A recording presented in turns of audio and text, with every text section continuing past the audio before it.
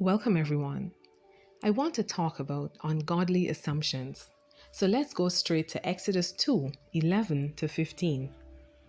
And it came to pass in those days, when Moses was grown, that he went out unto his brethren and looked on their burdens, and he spied an Egyptian smiting an Hebrew, one of his brethren. And he looked this way and that way, and when he saw that there was no man, he slew the Egyptian and hid him in the sand.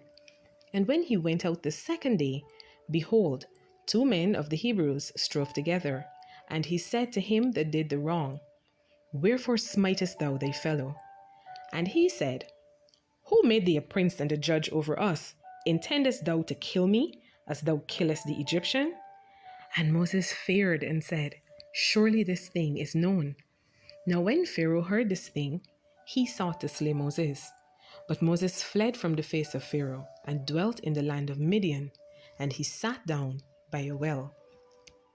We just read that Moses killed an Egyptian and hid his body in the sand.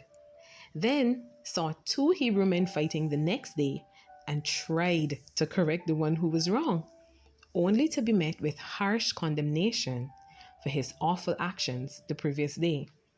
To compound that, Pharaoh himself found out and wanted Moses killed. At this point, I'm thinking Moses' name must have been the talk of the town. Oh, how the mighty have fallen, they may have thought or even discussed among themselves. Added to his newfound disgrace may have also been the title coward, because he fled the crime scene. Although it was a form of defense for the Hebrew slave, and it also set God's plan of deliverance for his people in motion. In circumstances like this, it's almost easy to assume, there goes that word again, that Moses is washed up and done with. I mean, you killed someone, hid it, and fled the scene. How on earth can a holy God use someone like that? Similar to the woman washing Jesus' feet with her tears and wiping them with her hair, which caused the Pharisee to say, if Jesus was really a prophet, he'd know what manner of woman she was and wouldn't let her touch him.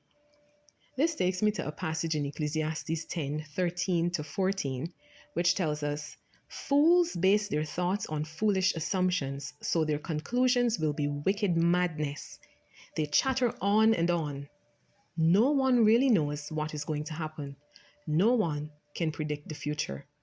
We must understand that God is absolutely holy and just. He will judge sin. But what I need us to understand also is that we are not the ones who get to decide how sentencing should be handed down, nor do we have the license to condemn anyone.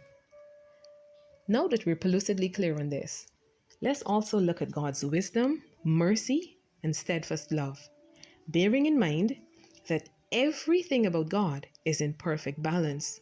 He's as merciful as he is holy. He's as loving as he is just. He's been hearing the cries of his people at the hands of the Egyptians. This merciful, loving, holy God led Moses, unknown to him of course, to a place where his role would change. There he became a husband, met the God of his fathers, had very powerful encounters with God, and received his mandate to deliver the Israelites. It is unhealthy to cultivate or harbor ungodly assumptions and pronounce sentencing on the outcome of anyone's life based solely on your last, possibly bad, encounter with a person. Maybe even the previous season of trials they may have entered or mistakes they would have made.